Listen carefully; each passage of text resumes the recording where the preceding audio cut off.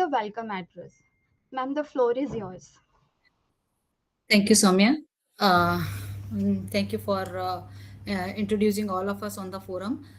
First of all, I would like to welcome Dr. Rajkumari Reddy ma'am with her kind guidance and directions. We have been working in the domain, and this is where we feel like the importance of the topic as well as her expertise to be shared with all of us, because the domain which we are working is kind of a niche area, not very popularity and not very awareness in the domain. And this is what we found, that the young researcher needs to know about this stuff. So I'm heartiest welcoming ma'am to accepting our invitation and part of this series. Thank you, ma'am. I also thank you, our center head, Shri Jiten sir, for allowing us to conduct these kind of activities and supporting in all kinds of means. Thank you, Jiten sir. And I thank you all the organizing committee members as well as the audience to make sure for being available for this part. And looking forward for a wonderful week ahead. And thank you very much. Welcome. Thank you, ma'am. We are now honored to invite Shri Jiten Singh Sir, Center Head, CDEC Delhi, for the opening remarks. Good afternoon. Good afternoon, sir. Good afternoon, sir. I'm audible? Yes, sir. Yes, sir. Good afternoon, all distinguished guests, speakers, participants, and fellow researchers. A very warm welcome to the inaugural session of the Behavioural Brainathon lecture series at CDEC Delhi. We are thrilled to kick off this exciting platform dedicated to exploring the frontiers of the neurobehavioral sciences, AI-driven analytics, and human-centric threat intelligence. This lecture series is hosted by CDEC Delhi under our mighty funded cyber forensic framework for user-centric human threat intelligence analysis. It integrates neurocognitive models, behavioral profiling, and forensic AI to detect and mitigate digital human threats, aligning with CDEC's mission in medical and cybersecurity research. We extend our deepest thanks to the Ministry of Electronics and Information Technology for their generous funding and steadfast support, enabling groundbreaking work in neurocognitive AI applications that promise real-world impact in national security and public safety. A heartfelt note of gratitude to all our esteemed speakers whose expertise in brain-computer interfaces, machine learning, behavioral data, platforms, and threat intelligence will enrich our discussions today. Your contributions foster innovations and collaboration in this vital domain. Let us now dive into an inspiring day of the knowledge sharing and idea sharing. Thank you. Thank you very much. Thank you, sir, for those motivating and visionary thoughts. And now we arrive at the highlight of today's session, our lecture on neural correlates of empathy. It is my honor to introduce our esteemed speaker for today, Dr. Rajkumari P. Reddy ma'am. Dr. Reddy is an additional professor and consultant in forensic psychology at the Department of Clinical Psychology, NIMHANS, Bangalore. She also serves as the coordinator of COGNITE clinic at the NIMHANS Wellbeing Center. Her academic credentials are truly remarkable. She holds an MPhil in clinical psychology and a PhD in neuropsychology, both from NIMHANS, along with a diploma in child's rights law from NLSIU. She was awarded a postdoctoral fellowship in cognitive neuroscience, sponsored by the Department of Science and Technology, Government of India, and served as a visiting associate professor at the University of British Columbia, Canada, during 2022 to 2023. So her research areas span like neuropsychological assessment, rehabilitation, process-oriented psychotherapy, and its application to forensic populations and bipolar affective disorders. Truly a multidisciplinary force in the field. Dr. Reddy ma'am, we are deeply honored to have you with us today. We warmly invite you to take us through your insights on the topic neural correlates of empathy. Welcome you, ma'am. Thank you, Ms. Soumya, and thank you, Jitendra sir and Priyanka ma'am. This has been, uh, uh, it is something that I would not be here if not for Dr. Priyanka Jain. She was kind enough to invite us to share our knowledge, which could be interdisciplinary. I will be speaking from a very clinical perspective, and I hope the audience would be able to empathetically bear with me for a few minutes, and then we can always stall or we can always pause when there are questions that you would want to, or you want to just discuss something about it. We are not going in for a very rigid format. Happy to work on a flexible format because it needs to just reach your title being empathy and it cannot be something else. Thank you. I hope I can share the slide. 9.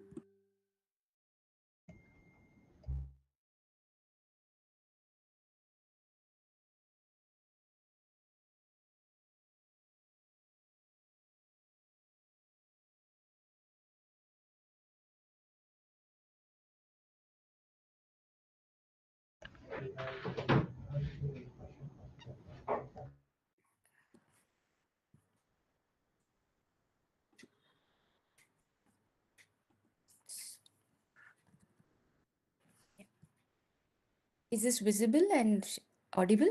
Shall I just proceed, ma'am? No, ma'am, your No, ma'am. slide is not visible. Now Ma'am? I'm presenting a slide. Is this visible? No, ma'am. No, ma'am. Just You are audible, but your presentation is not. just one sec. Share this window.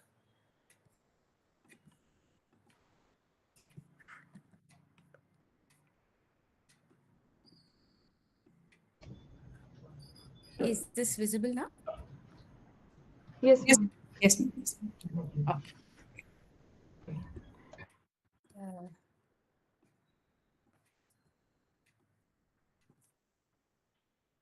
yeah. So thank you, Dr. Jain and the team. So diving into the topic. So today it will be primarily neural correlates of empathy. Okay. So to begin with an introduction, we are talking about empathy as an emotional and as well as a cognitive processes. It's a psychological interface which enables us to understand personal experience of another person through cognitive, behavioral, and affective process. It's one of the topic that everybody is familiar with. It is just that we are trying to understand what can be the components which are involved and what can be the process that's involved through this. How, though it sounds very simple, it's a very complicated and intricate. It has intricate layers of it. Okay. So primarily, we are talking about 3 facets of empathy. That includes mentalizing, pro-social concern, and experience sharing.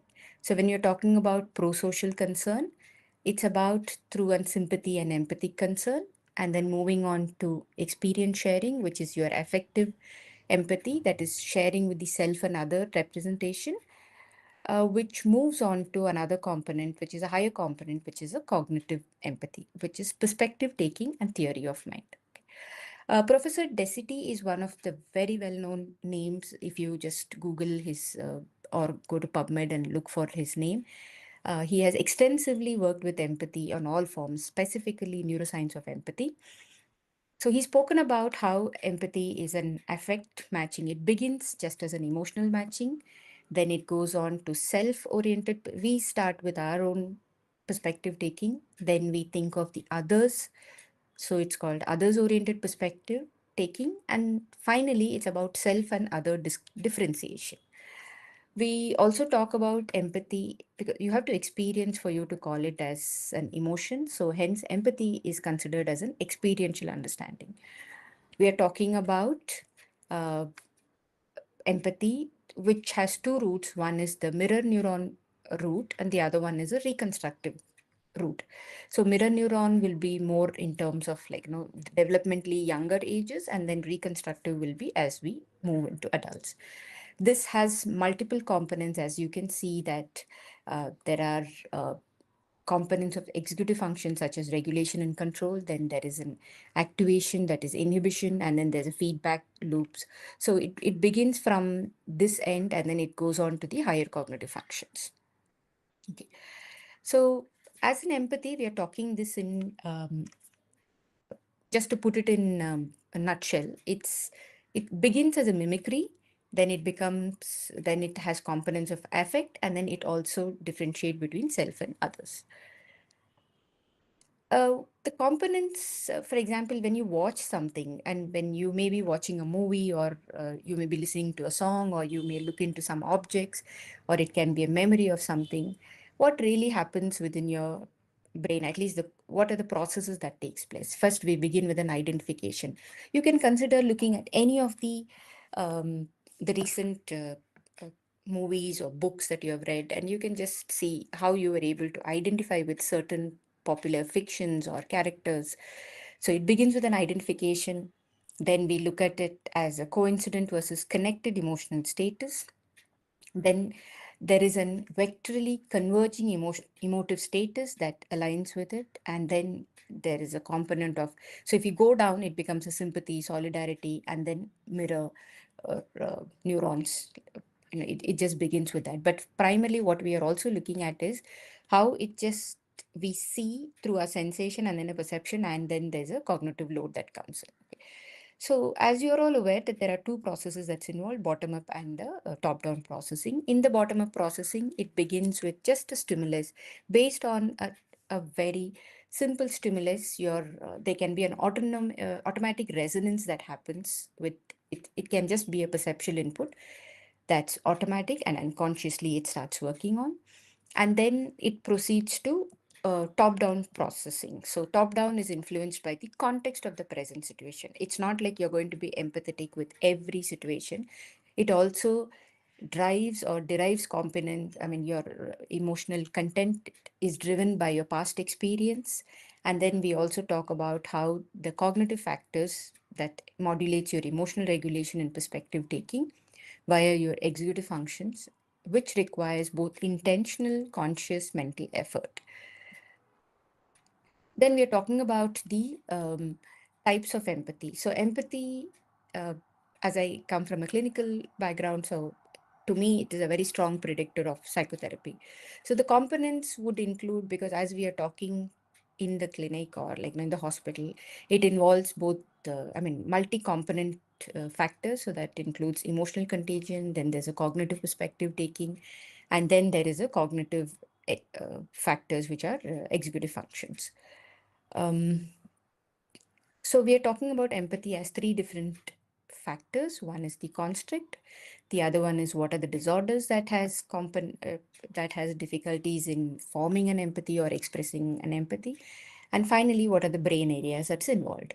So empathy is a multidimensional construct, which includes bottom-up and top-down processing, and there are gender differences and definitely cultural variations come in the way of how we exercise certain things or how we feel for it and how is it closely related and what are our background or past background that comes in.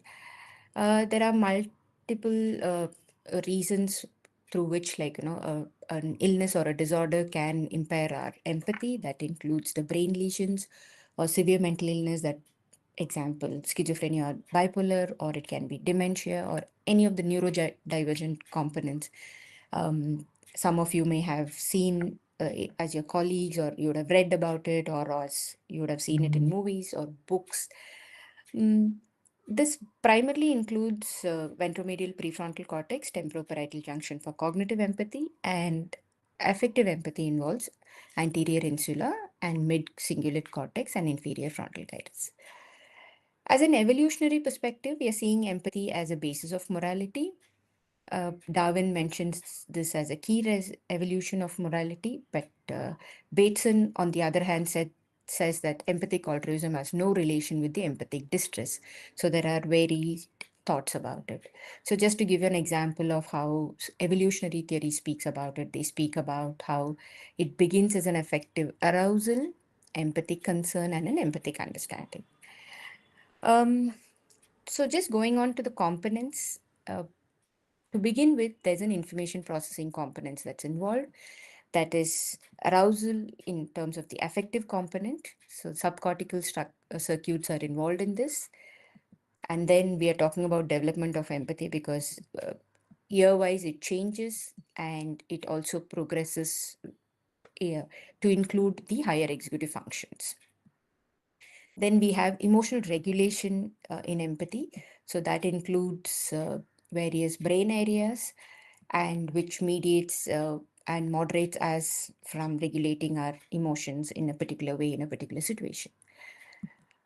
Then we also have an motivation and an attachment factor, which is constantly in sync with how we respond and how we perceive and how we sense and how we respond. So these are primarily the structured representation of the empathy.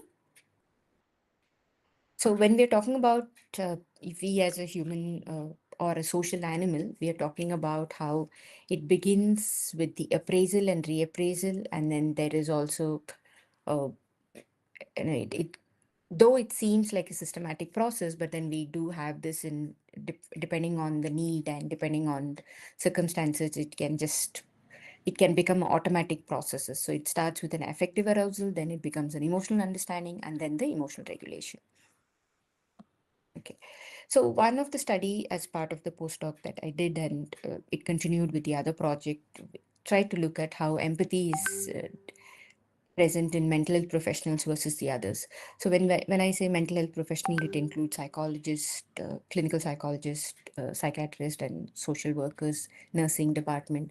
So when we are doing, or in let's say that you are into counseling session or what really happened, or therapy sessions, or you're talking to another person, it can be a person, interpersonal relationship, what really happens within your brain and what really happens when you're in therapy also. So try to look at the cognitive and affective components of empathy using an fMRI. In this study, we have looked at both resting as well as active fMRI. Primarily, we try to use all the screening, that is the mini screening, to rule out that they do not have any mental health issues. And SPM is a standard progressive matrices to look at the intelligence, interpersonal reactive index, that's David's, it's about cognitive and affective empathy, and questionnaire of affective and cognitive empathy, 4-part test, and fMRI. So this fMRI included both active and resting state analysis using the SPM on SPM in the MATLAB forum. We tried to look at what is the neural underpinnings of the. Yeah, I think there is a question. Is that Mr. Prem Kumar? Should I take the What question? is fMRI? Sorry? What is fMRI?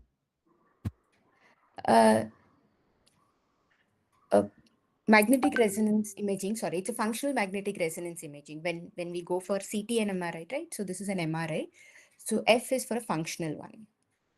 So we put them, we put the participants into the MRI machine. We have a structural map of the brain as well as a functional map of the brain. So in the functional map, we give them a task and they're expected to respond to that either with the keyboard or with the yes or no answers. Okay. Yeah. So, ma'am, there is different type of MRI is there. I just first time we listen fMRI and okay, thank you. Yeah. Thank you for asking a question. So these will be so one of the tasks that we used in this functional fMRI, MRI was, there was the task was developed using an E' modality. There was a resting task, and then there was these pictures, as you can see, they're from international affective pictures. So where we are looking at positive, negative, neutral, and pain stimuli. And then we are also looking at face, giving a face or navarasa, that's about 9 emotions, and reading a mind through an eyes, just it's not visible in this, but then some of the pictures where only the eye was the picture of the eye was given, and the participants had to identify what is the emotion that they're going through. So it was sufficiently coded in such a way, I mean, it was given in such a way that the time is uniform, the picture dimensions were uniform, and it was also given in such a way that, for example, positive and negative emotions were chosen where too much of happiness out of physical arousal should not be there, but it should also carry a psychological valence. For example, if we hear a word snake, you're likely to be more fearful. So that's going to arouse more of a physiological arousal than the psychological valence. So we controlled for those factors also in this. So this was in the machine MRI. The details of that is here. It was with the 3 Tesla Siemens magnet and Skyra. We tried to obtain imaging. So these are the details of the imaging. I'll be happy to share if anybody is interested in this. And then we did the analysis using a statistical parametric mapping 8. Will not get into the details, but these were the methods that we used. We had to discard we had to discard about 5 dynamics so that the motion, once you get in, there's a lot of noise and then there's a lot of motion. And by the time the participant or the subject settles in, we should be controlling for those things also. And then we did a pre-processing that included steps of realignment, normalization, and smoothing. And after doing those things, we did a first level analysis. So what really came up was that there was not much of a difference between the mental health professionals versus other professionals. The other professionals in this group included engineers and other people other than who's involved in mental health services. So multiple areas were activated for multiple reasons, because these are called the cognitive empathy, and this was for the affective empathy. So when I say affective, it's the emotional empathy that we are talking about. Cognitive empathy will be the higher level of it. So when you are, I mean, these were the pictures just to give you an example of the other pictures. So as you can see, some of the pictures over here can be quite painful. And on the other side, you can see these are all neutral pictures and these are all sad pictures, which are negative pictures. Okay. Our paper also published, a pilot study was published in this, where we have tried to look at how perspective taking and emotional contagion in mental health professionals varies or differs from the way with the other professionals. We have these were the factors in terms of what actually positive, negative, and pain areas elicited. I can get into details if somebody is interested. Otherwise, we can move forward. Okay, so these were post-processed images. Okay. Whatever you saw right now, these were from the active task and these were from the resting phase. So in resting phase, you are just asked to just lie down in the MRI machine without any activity. So that would be we are trying to look at the default mode network. So these were the steps that was involved. We did, we acquired resting state, and then there was a pre-processing that was done. Yes, Pooja. Yes, Miss Pooja. Questions?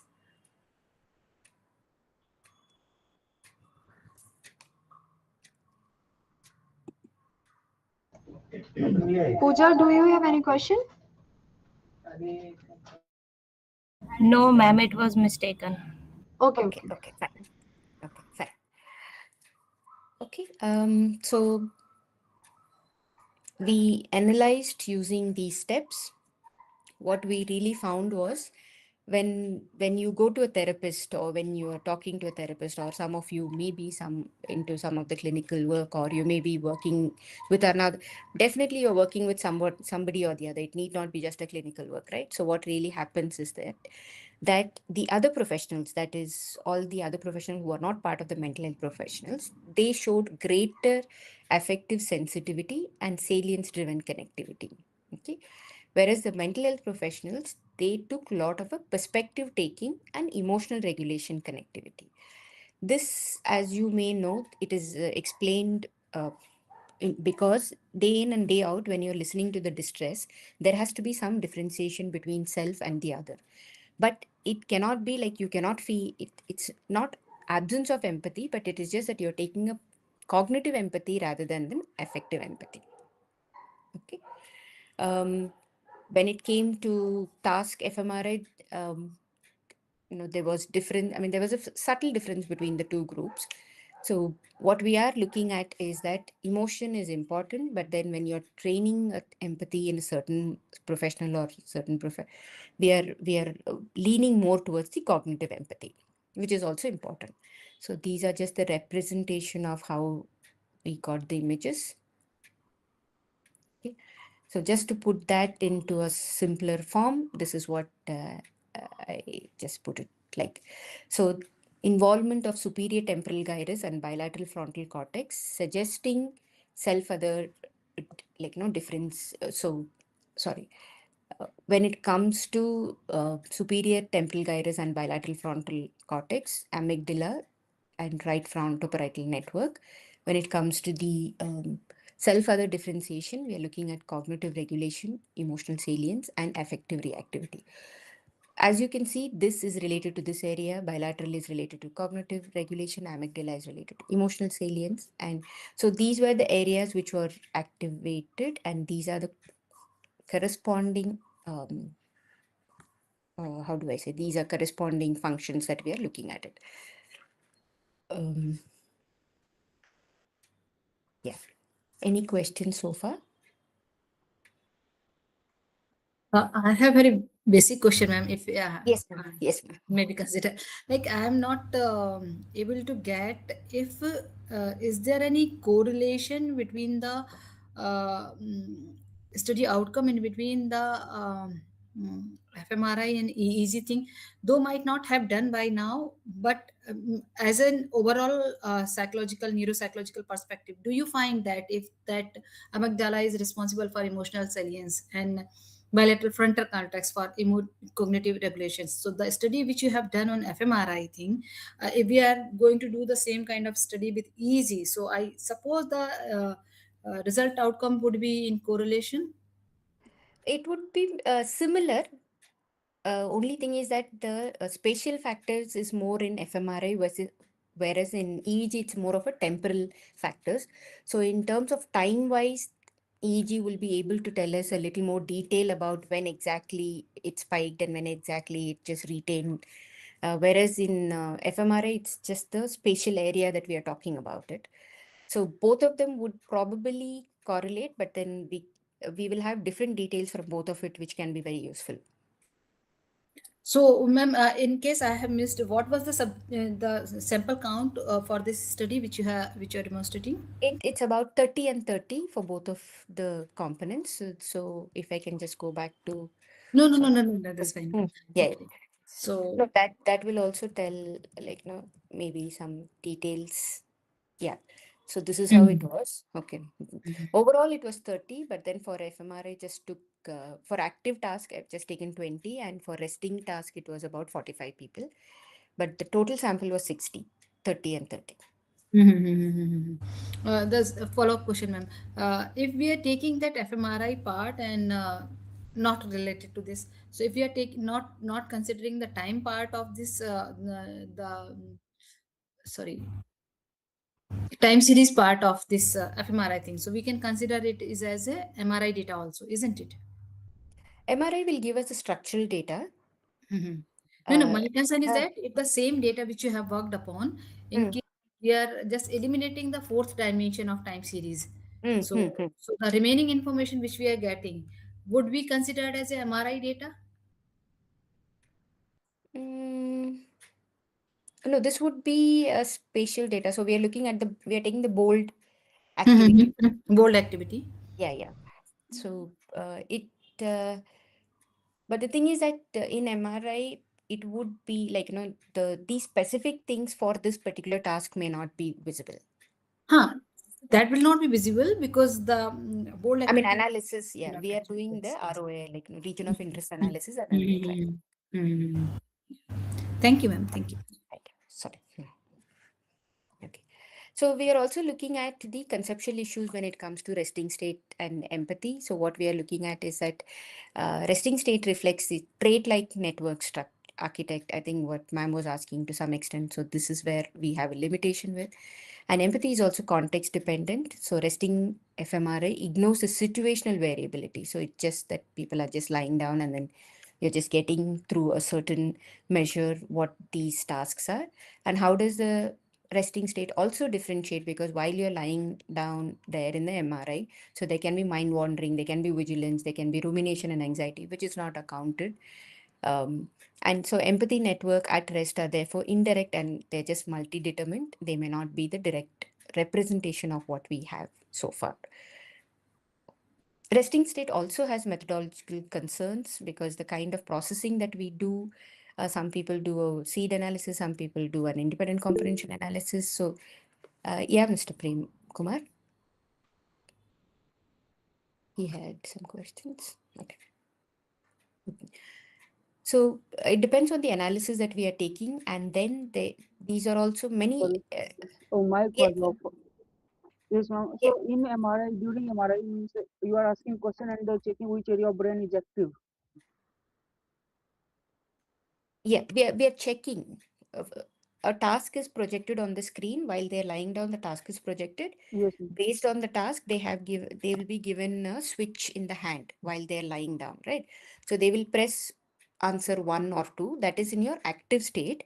In your resting state, they'll just be lying down after this task. Only their default mode networks. So those salience networks are something that we are measuring. I mean, they're not doing any task at that point. They're No, just ma'am. closing. Like I am asking, like someone asked me, do you like mango in during MRI? So I answer yes. So for that duration of answering yes, a certain part of the brain will be active. Yeah, And yeah, yeah. are we comparing that active part of brain with heat map with the other part? Yeah, yeah, yeah. So, for Okay. example, when you're saying mango and you're pressing mango, Hmm. and there is a HRM activity that happens, right? Hemodynamic response that Yes, ma'am. happens. So, between that 200 seconds to milliseconds to 500 milliseconds. So, within that, whatever the changes happen in your brain, that is taken and that's what is calculated. I mean, multiple levels are there, but this is just an example of that. Okay. Yeah, thank you. Okay. So we are also not catering in your resting state developmental changes, which is related to the cognitive and affective empathy. So using resting state alone to infer any clinical empathy might risk the neuroessentialism. Henceforth, we need to have multidimensional assessment to look at the very constructive element of empathy. Okay. Overall, the summary we're speaking about is empathy is not unitary. It's about understanding, sharing, and pro-social actions. It also shifts between balance between an emotion and a cognition. And it's also because we are supposedly we have learned to be empathetic right from childhood or we develop it, but then nature, along with the nature, we also use the nurturing. That's a training for us to become better with what we have, depending on what will be the need for us. Okay? In this study so far, what we found was that there were not significant differences between the group. However, there were differences which did indicate that certain cerebral area and cerebellar differences were relevant for the clinical empathy. That is when you are dealing with the psychotherapeutic population. So when we are talking about as a clinical training, we are looking at how neuroscience validates therapist distancing as adaptive and not cold. It's not like the when therapist is speaking and it's not like they're cold, but they're just adapting. And there's also continuous reprisal and frontal inhibition of amygdala support for a therapeutic distancing. There's a distancing versus disengagement that we have. And also empathy is trainable and training enhances cognitive empathy and regulation. And this neural insight should be integrated with the observed in session and outcome. So it's just not about using just the machine, but also we are talking about how your own clinical observation makes us to understand the human behavior or more complex human behavior. There's also this question about, are we all supposed to be empathetic? And if you are empathetic, is there no limitation? I mean, is there no, I mean, does it have any limitations? So yes, empathy is also very complicated, but then it has limitations. So when you're talking about the vicarious trauma, as you are listening, or there is a lot of things that you have witnessed, either directly or indirectly, but indirectly also you're getting affected. That's what vicarious trauma is about. Someone is going through and somebody is close friend of yours and you're able to feel that loss in some way. But in therapy, it's a constantly that you're exposed to a traumatic material and you're listening to that. So empty empathy with distance and repeated catastrophes. As we can see that news channels or multiple other catastrophes keep getting on your screen, it just keeps running. So do we really stay with that emotions, or do we just, you feel for it, but then does that sustain, or does that continue to evoke that much of emotions, is a question. And then there's also this ethical witnessing in large scale suffering. So all of us witness some large scale suffering, whether you call it as a war, whether you call it as various other factors. Okay. Then there's a loss of self boundary leads to empathic over arousal. So the moment you are so over aroused, then how will we work in the clinical conditions? So it's important for us to pay attention to that. So maintaining as if condition is essential, especially when we are doing with the trauma focused therapy. I leave the audience with this question about, is empathy virtue? Yes, Mr. Saini. Uh, Ma'am, what is the as if condition? Uh, it's they have, for example, in a clinical conditions where they have experienced a trauma, right? And then you're talking to them, and we are constantly talking about it as, when they're narrating, there's a lot of emotion that's being shared. So it's not like in real that you're experiencing, but it is closer to the real that you're experiencing. So in this space, you can easily become distanced, or you can easily distance you can become very disturbed. So that is why we tell them, when that happens, you will have to come, bring yourself back and speak about, use your cognitive mechanism versus the emotional mechanism. Because in cognitive mechanism, you're able to inhibit those over arousal, and then you're able to regulate the emotions. So you become better at therapeutic conditions. Yeah. So the last question is for you, is about, is empathy a virtue? So is it is it a skill or is it a virtue? It's for you to answer this question for yourself. What we are also looking at is, because I work along with my team in the forensic field, we are also looking at a component of alexithymia. So if the person has not developed an emotion, certain emotions to experience, how will he or she experience others' emotions? So in many of the conditions, whether it comes to law or whether it comes to conflict with law conditions, or they can be some certain psychiatric and neurological or neurosurgical conditions in which that they experience, or developmental conditions. So when we say alexithymia, it is difficulty in identify the feelings, difficulty in describing what the feelings are, and they have an externally oriented thinking pattern. So these can also impact the empathy. So when we are saying empathy, it's not like empathy is present or absent, about what are the factors that can enable empathy, or it can be an obstacle to the empathy. As you can see, there are no words for feelings, no feelings for me, and emotional deficits are associated. So when we're talking about dark traits, which is some of the personality factors that we're talking.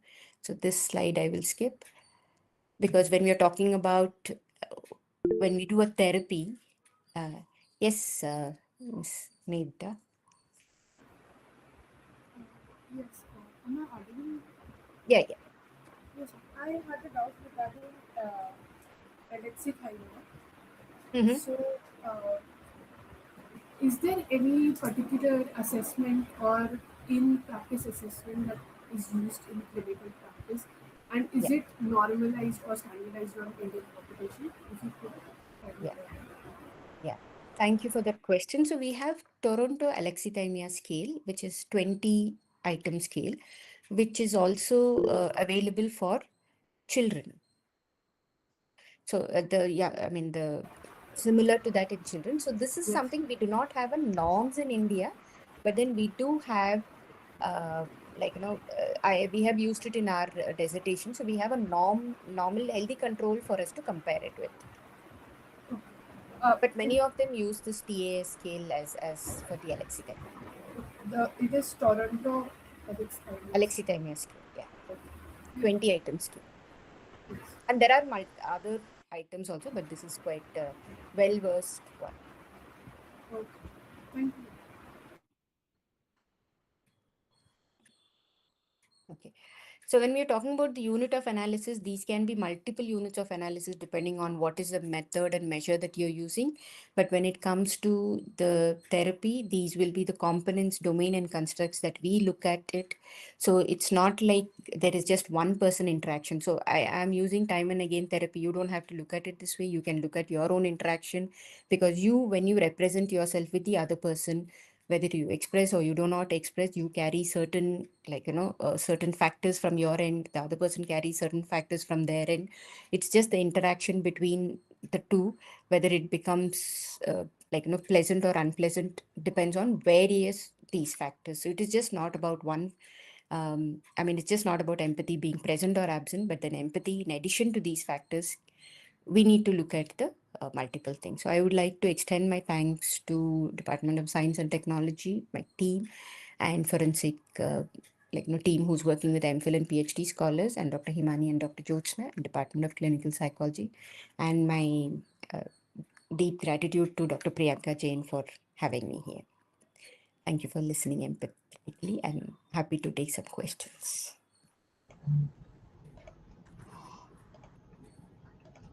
Thank you, ma'am. Now open for the questions and answers. So you can write in your chat box as well as you can ask directly to the ma'am. Yes, ma'am. Dr. Srivastava. It's been a while. We have not met her. Good afternoon, ma'am. Good afternoon. Very thank you, ma'am, for your this lecture, and we are more able to understand what is empathy. And from it, we found that the empathy is like understanding others' feeling. So my question is, ma'am, ki when we make paradigm or anything, we make certain set of structure, but it is not very real time. If I want to apply it for real time situation, then how can we implement it? Yes, those will be the limitations that I just mentioned it earlier also. The question is about, for example, when we are giving a movie or when we are giving, because what we have given is all static images, which is not really going to elicit such a big, such large demarcations. But the thing is that at the background, there will be something which is going on, constantly working on. It is just the task-based becomes closer to the reality. For example, people have given movies, clips, or for example, EG, it becomes a little more easier also, given the fact that you will be projecting a set of moving or a motion related paradigm rather than just a static paradigm. It can also be, for example, and then there's a lot of ethical questions when we are giving empathy task. If it is the pain task, for example, especially the pain task which we did it can induce a lot of pain, especially when you're lying down in a claustrophobic position in the MRI, and then giving them that, it can also induce some trauma for them, or some difficulty for them. So that's why we always give them one switch in their left hand to say the moment you feel uncomfortable or uneasy, just come out of it. So in the ethics board, we do have these questions that comes in. Or if you're exposing some very sensitive material to them, it can be bodily harm, or it can be bodily intrusion. Then it becomes extremely difficult for us to question the ethics.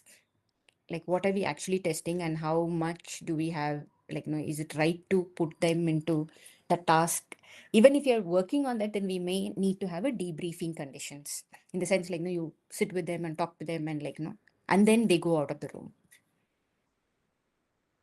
So ethical questions are much more when it comes to real. But even in the real task, no matter how close you are, we will still be having to filter many other components which are adding as an extra noise. Thank you, ma'am. And I would request you to please elaborate which part of the brain is more involved in when we are dealing with emotions and empathy. Okay. Yeah. So just to give you that same example,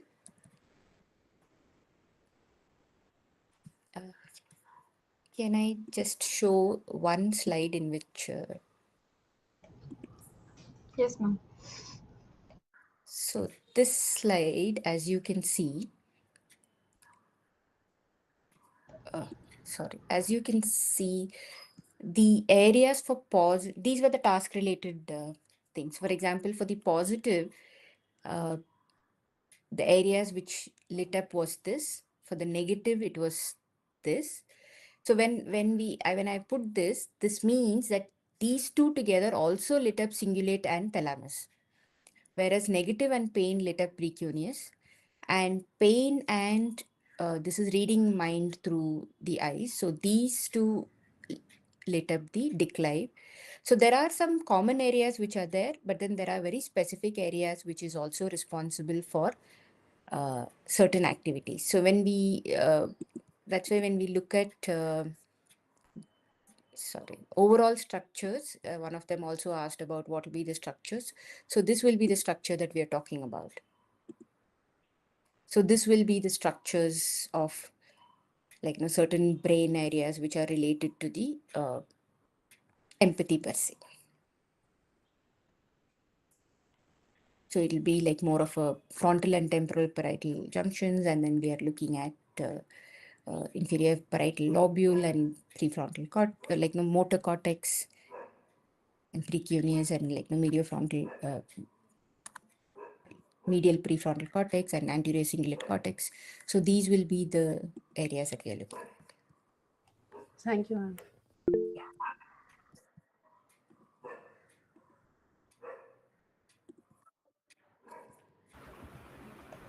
Ms. Emily, please go ahead.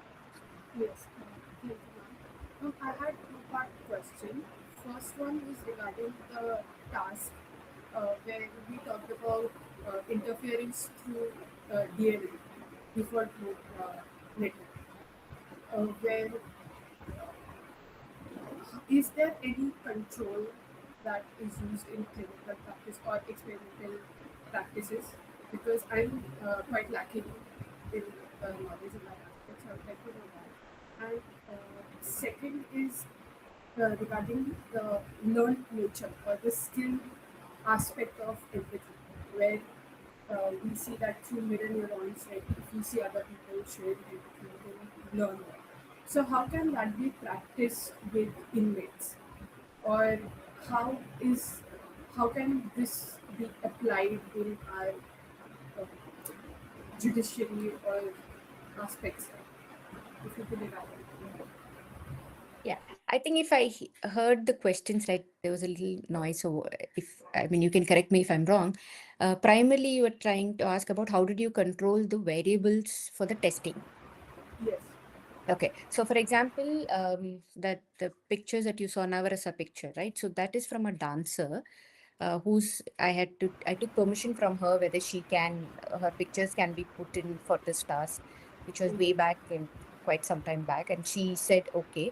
So it had to be in the dimensions so this is a well-established Navarasa. Navarasa is the 9 emotions. When we are talking about Ekman, he initially started with primary emotion, that is 6 emotions. So, and then they moved on to primary emotions and secondary emotions. For example, disgust, contempt, those will be secondary emotions. Where, disgust can still be primary emotions in your Navarasa, but then when it comes to the English emotions, so the contempt, how do we look at the contempt? So what is a combination of contempt? It cannot be sad, angry, or happiness, right? So happiness is just happiness. Sadness is just the sadness, but then what happens with the envy? All those can also be emotions. So in this task, what we have done is one is the dimensionality, one is the permission, second is the dimensionality of it, third is well-established system of emotion that was studied. Right? So happiness is just thing was also the rating has to happen. For example, in International Picture Affective, IAPS Affective Picture System, there is something called valence. So below 3 and above 8, we have not taken. So that valence includes physiological valence and psychological valence. So example of fire, when the word fire can induce envy. If somebody shouts fire, the first thing that you will do is that there is fire is danger, psychologically danger, but first response will be physiological response. So it can be on a scale of 10, it can be 7 or 8. At least the moment they just suddenly scream fire. Whereas the word fire, like persons, for example, there is a death. It's not like physiologically there is an arousal, but then psychologically it can hit a level of 10. So we have taken in such a way that it's not below 3 and it's not above 8, because that would indicate an extreme thing. Either it does not provoke anything or it overprovokes. So we have controlled between 4 to 7 was our scale in which we used all the measurements. Going to your second question is something that I work very closely with, because right now we are working with children in conflict, and we are also working with, likely to work also with prison mental health. So what we are looking at is that empathy is a nature, but then we are also trying to see what can be the component that is not that's not aiding them to create that empathetic nature, which can be trainable to some extent, if not at least identifying prison mental health. So what we are looking at is that these are the areas that require help, and that can be trained, or we can look at what are the other strengths that they have, through which they can enable to create some understanding, perspective taking of the other. It can just be at a simpler level rather than looking at the prison mental health, a very complex level. These are the areas that require. I don't know if I've answered your question. Yeah, sorry. Is it valid if a person who is in conflict with Some understanding, law, perspective if they are just able to emulate empathy, is it only No, I think it's let's put it this way, that is it valid everybody if a person who is in everybody has their strength and difficulties. Some of them have if they difficulties are in just certain able areas. to We just need emulate to empathy, identify them, but we cannot is it generalize to say okay? that certain categories of people will have this deficit for sure. Let's put it Yes, this no, way, I'm that not generalizing that mm, this is as fallacious, but if I'm just taking that example because I personally that was the aspect that you were talking about. But in general, is it good enough for a person to be functional if they are only able to emulate empathy? Yes, no, I'm not rather than having all the but if components. I'm just taking that example because I okay, that let was me put it this way. I'll say, like, aspect that you were talking functional about. But one in for the general, person, is it and it's good not enough harm for for a the person others, to be then functional it if they are seems only able to emulate empathy? Yes, no, how I'm do you not say, healthy rather level. than having all the but if components. I'm just There taking was that some example chat. because I Yes, ma'am. Okay, that let was me put it this way. I'll the say, like, aspect that you were Hello, ma'am. talking about. But in general, Sorry, is it I'm just trying to see what were the chat if questions they also. are only emulate Ma'am, empathy? first one is How do you say, Prem healthy level? Kumar. He's asking which brain region light up most during empathy task. Yes, ma'am. That's what we just worked on, that picture, right? Hello, So ma'am. empathy is again divided into multiple levels, and each of that particular Ma'am, empathy, for first example, one if is it is an Prem Kumar. He's asking which brain region light up most during we are empathy looking at, task. if it's a Yes, ma'am. cognitive empathy, then we are looking at Hello, ma'am. multiple areas related to the frontal area. So these are very generic and answers, each but then of they have specific answers to Ma'am, specific first one is Prem regions Kumar. light up or lit He's up for asking which specific brain task. region light up most during We are empathy looking at, task. if it's Ma'am, a Triyank is asking cognitive empathy, then we are looking at what does modern neuroscience multiple suggest about areas related to empathy's the role in frontal moral area. So decision these are very making? generic answers, but then they have specific answers to specific. The question dates back to morality from evolutionary point of view. So that is why I left that question for all the Ma'am, audience Triyank is and the asking participants and the experts and the what seniors does to, modern is neuroscience empathy suggest virtue? So about that's a empathy's question. It's role about, in like, moral whether it decision is making? moralistic. Is it just the moral that we are talking about? But then there can be multiple components that's associated with that. To say, it may not, we may not be able to answer it within that. But then there are Priyank, can you convergent and articulate divergent answers for both of it. what does I'm not being modern evasive, but I'm just trying to about say that it's a very empathy complex role in phenomena for us to neurocorrelation? just pass a yes or no answer. Thank you. Components that's associated with that. Ma'am, one more question. Are there cultural differences in brain responses related to There are empathy? convergent and divergent. Yes, definitely. This is something that I'm not being evasive, but I'm just trying to say I that would it's a very say, complex it phenomenon depends for on, us for to just example, yes or no answer. I mean, it depends on which culture that you belong to, but then we are Ma'am, more one more adaptable. question. Are there To a cultural larger extent, differences in brain all the culture, responses most of the related to culture, empathy? yes, describe and prescribe the same kind of a thing. Hurting others is not, I would valid in any culture. And versus, being empathetic towards everybody is also, prescribed in most of the culture. But then there will be some Ma'am, things, one for more example, question. Are just to there give you an cultural example, somebody may differences in like brain pet, so responses seeing any related to pet hurt empathy? anywhere would hurt them. But then somebody might not. So that doesn't, it also depends on what is the pet that means to you, or what is a certain, for example, if children is hurt, your empathic, brain works differently versus adults being hurt versus you being the perpetrator, you being the victim. So there can be multiple factors that comes in the way. So it can be one of the factors, but I would still say, we are quite adaptive, so we do adapt. And largely, most of them brain works differently do prescribe similar ethical practices. You being the perpetrator, you being the victim. So there can be multiple factors that comes in the way. Audience, So it any can be other one of the questions? factors, Please but ask. I would still say, we are quite adaptive, so we do adapt.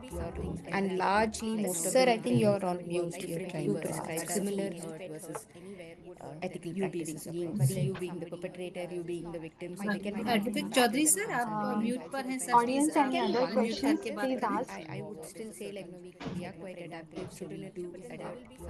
And largely, most of Sir, them I think brain you're on works mute. You're differently, do trying to prescribe ask. similar ethical practices. You being the perpetrator, आप you soon being पा the रहे हैं? victim. So there can be advocate Yes, Yes, Chaudhary sir. sir. Sir आप mute पर हैं sir Yes. Please Audience, any other unmute questions? What करके is बात करें the importance of behavioral science in delivery in the Sir, I think you're judiciary on mute. system? You're trying to ask. Similar ethical practices.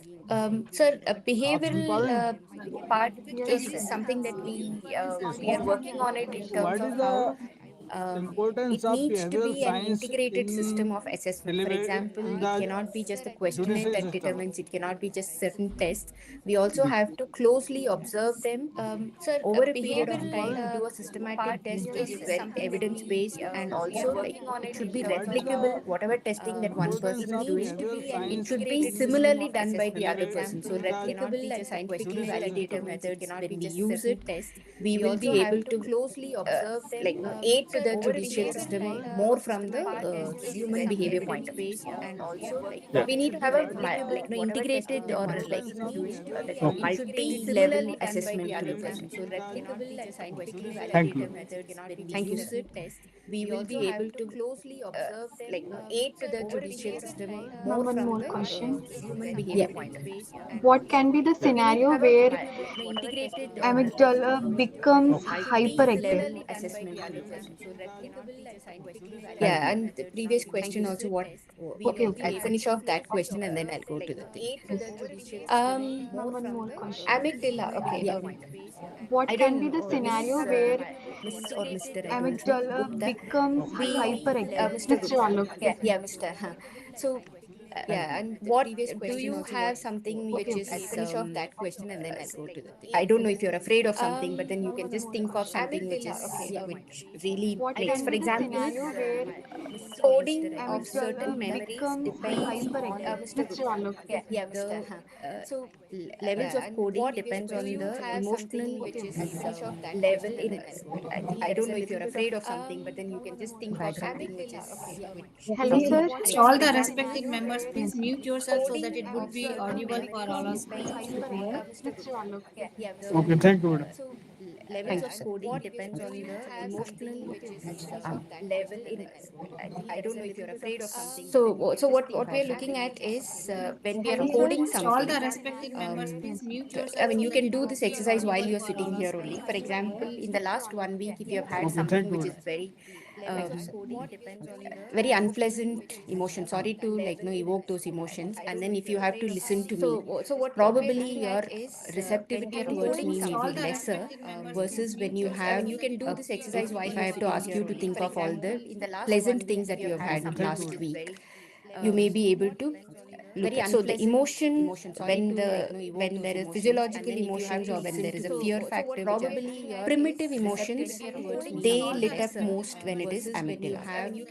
And if I ask many of the students who are here, what was your most happiest thing in the last 1 week, you may just say maybe one or two. But it's not like it's a sustainable happiness that you have. But then when I ask you, like in the last 1 month, which was an unpleasant experience that you have had, probably that experience is coded multi-level, and then you may be able to elaborate much more than just the happiness, because happiness is something that we so-called we look for it, but then we are but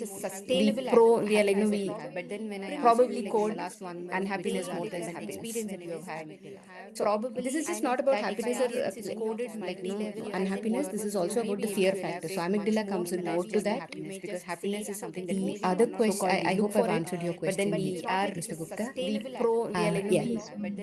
other question is about when empathy breaks down under stress and how can leaders prevent that to be cautious about it. One of the slides which we did speak about how emotional regulation comes in. When we are under stress, a lot many things break.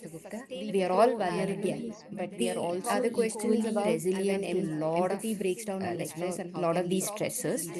When we are vulnerable, we learn the resilience factors also, but then they will be beyond our own control. When we are more vulnerable, then we can seek some professional help during those times. But it's likely to be impaired when the emotional regulation overpowers, then empathy comes down also. When we are vulnerable, so emotion is both cognition and empathy is both cognition and emotion. So it cannot be separated much. It's just that we overpower our cognition, but it's like that emotion comes under control. Be impaired. It would be good if we can have both when we are processing certain empathy. Thank you. When we are vulnerable, so emotion is both cognition and empathy is both cognition and emotion. So it cannot be separated much. It's just that I'm just reiterating. I am still giving you a very generic answer, but then I'm happy to when anybody writes down, happy to give any references for you to have more specific answers for those things. Because I thought it would be too much to just give just the technical names over here. It's just that I'm just reiterating. I am still giving you a very generic answer. I think, ma'am, no other questions. Anybody writes down, happy to give any references Priyanka, ma'am, for can you I to have more conclude this? specific Yes, answers yes. for those things. Thank you very much, ma'am. And we are delighted with the complicated subject, and this is the need of the hour. This is what I generally say. Like technology is one thing which we generally come across, and we just somehow manage the things. But the domain where you are working and the way you explain the things is really superb. It's so smooth, so it's so comfortable. We are dedicated to you, so it makes the subject very comfortable and very easy. And as you said, that in very easy terminology, you made us understand so many things. Thank you very much, ma'am, for your kind consideration for attending this session, for giving us this knowledge sharing thing and your experience. Looking forward for having more as you said, that sessions like this. Thank you very much. I think it's more of an I'm having a secondary embarrassment because so much difficult to take. And thank you all. I felt knowledge one sharing set, thing, and thank you for the opportunity, and all the seniors also have joined, and equally the students were also motivated, and the all of us, all of you were very kind enough to empathetically listen to me, and I hope it's a lot of encouragement that all of you have given. I hope that we can just continue this conversation through some other mode. And thank you, Ms. Soumya. She also made sure from morning she's in touch with everything. All of us, thank you all. Thank you very much for the kind enough to Thank you, ma'am. listen to me. And I hope Please, all participants, please request to fill the Google forms for the attendance this sheet. conversation through some other mode. And So I thank will you, Ms. conclude. Soumya. She So also thank you made sure to the from morning Reddy she's in ma'am for touch with delivering everything. such a rich and insightful keynote. And thank you, Dr. Priyanka ma'am, for warm welcome. Please, all thank you, Jiten sir for opening remarks, and thank you all the NCI and CDEC team for their tireless efforts, all participants for your engagement and curiosity. So the journey continues with more 4 days exploring neuroscience, behavior, policy, security, and AI. Please join and spread the word. Wishing you a wonderful evening. See you at day 2. Just, NCI and CDEC thanks, team for Soumya. their Just a minute. tireless I'll just efforts, update for the all audience. I participants just for got your it engagement reminded. and curiosity. For the So the audience, journey tomorrow's continues with session, more our 4 days exploring Dr. neuroscience, Vijay behavior, sir was supposed policy, to be security, and taking AI. leave, but Please join unfortunately, and because spread of the some word. very urgent Wishing you a priority work, he wonderful will not be able evening. to See you at take the the session in the whole week. So tomorrow is not going to, we are not going to have any session. We will be updating on social media platform for his availability, next availability. So we are going to meet again on Wednesday now instead of Tuesday. So tomorrow we are not having any session. Wednesday on same time we would be meeting in the whole week. Another tomorrow is not. Thank you all. Have any session. We will be updating on social media platform for his availability, next availability. So we are going to meet again on Wednesday now instead of Tuesday. So tomorrow we are not having any session. Wednesday on same time we would be meeting in